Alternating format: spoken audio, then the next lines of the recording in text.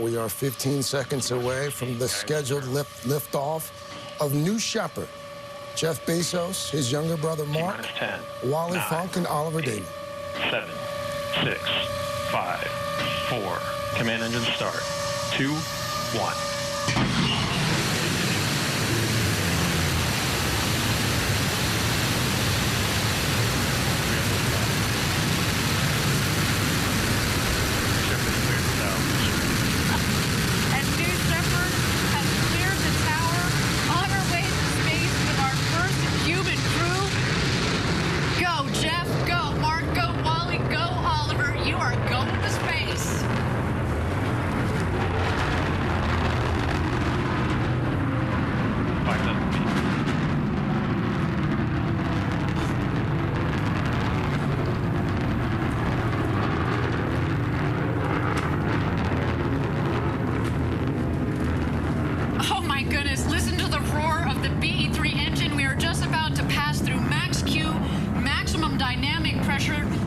Stresses on the vehicle are at their maximum. Max Q. Max Q is confirmed. Beautiful burn on that BE3 engine. Liquid hydrogen. Mach 1. And liquid oxygen as the propellant. It's a nice, not just clean in terms of beautifully performing, but what comes out of it, it's steam, right? Whew. To see the glow of the engine underneath the rocket, just under our shoulders, and to know that we've got a crew that is going to space, it just feels different, doesn't it, Gary? It is totally different. We are watching history. The first unpiloted suborbital flight with an all-civilian crew. In the middle 2 minutes in the air now. There. Tom, at what point do we see that capsule start to separate from the rocket booster?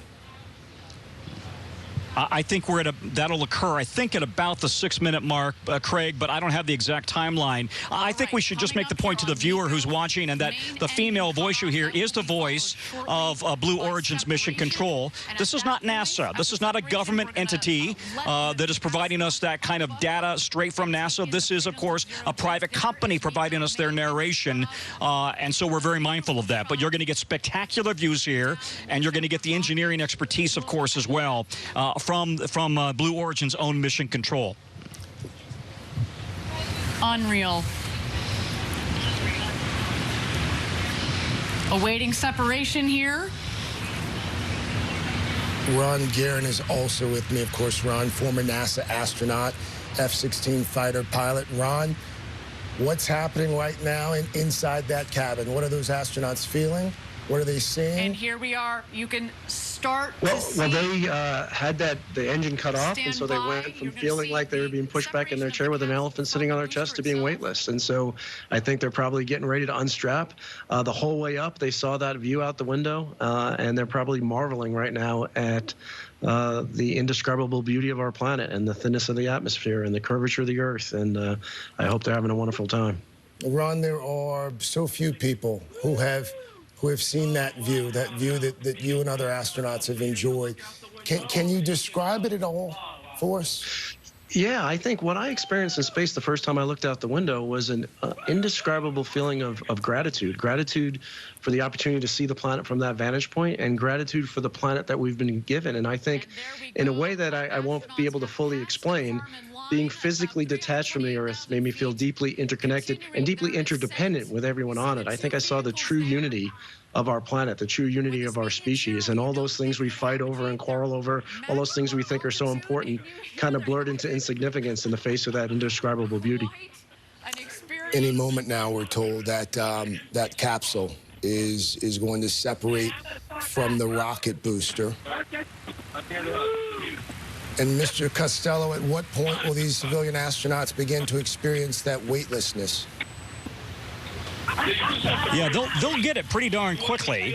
And I'm trying to listen into Mission Control as well, because she's our best source on exactly what's happening up there.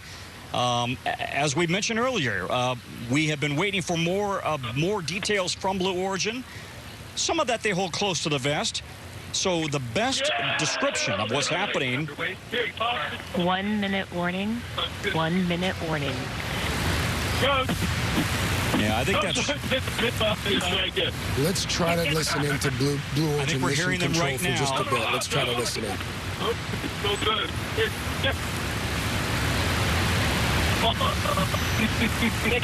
Got it. Let's see if I can see the boot. Yeah. Little bit. I cannot. Oh, wow. You got to take a moment to do that. Okay, get in. We got to get in.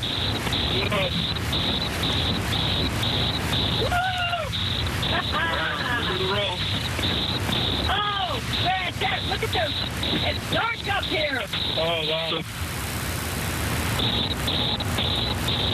Craig, so we are hearing them floating inside the capsule and taking the photographs of each other. Everybody in? First step, status check. We don't have the video of that just yet, Tom, but what we can do is describe on the right side of your screen, you are seeing that capsule.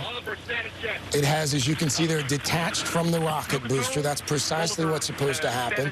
And in just a few moments, you'll see 3 parachutes as well, bringing that capsule back to the ground. And when I mentioned the 6-minute mark, that I meant to say that's at about the point that they get back into their seats. I think that's where we are now.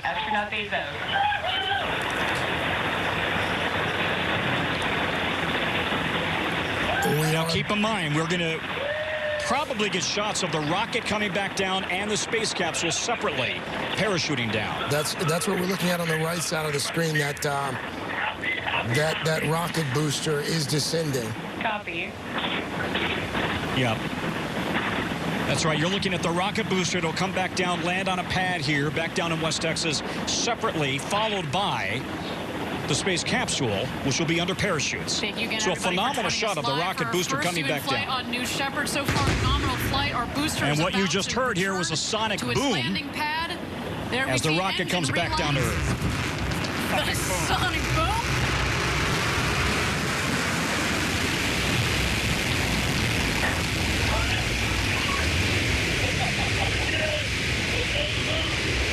My goodness.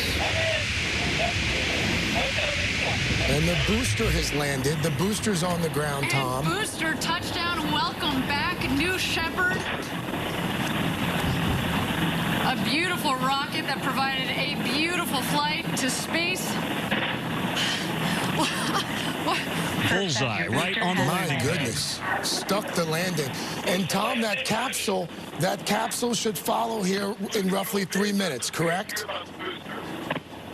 That's exactly right. So, and they will pull those chutes. And as that capsule is coming back down, it'll hit 3.7.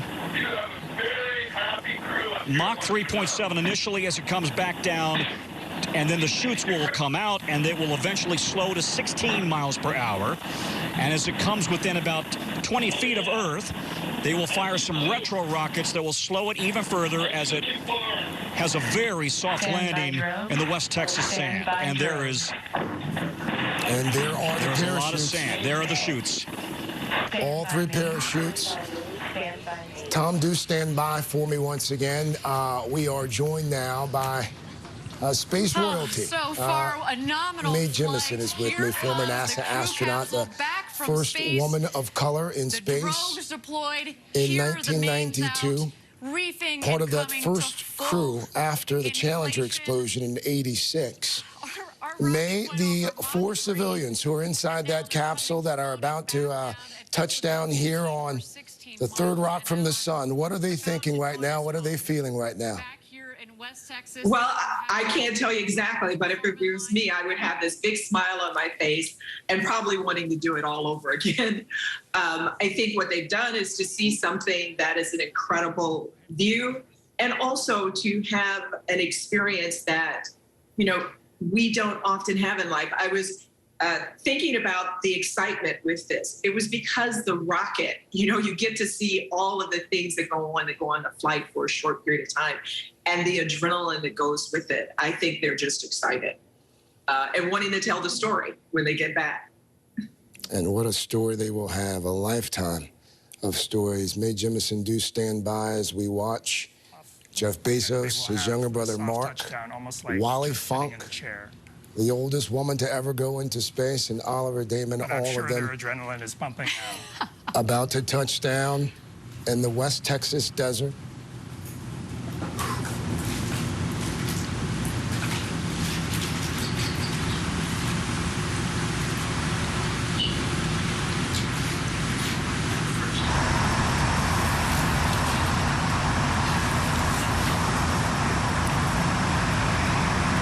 And touchdown.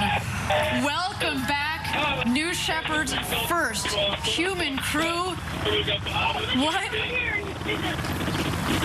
What a flight. Welcome back to Earth, first step. Congratulations to all of you. Ah, what a day, what a day.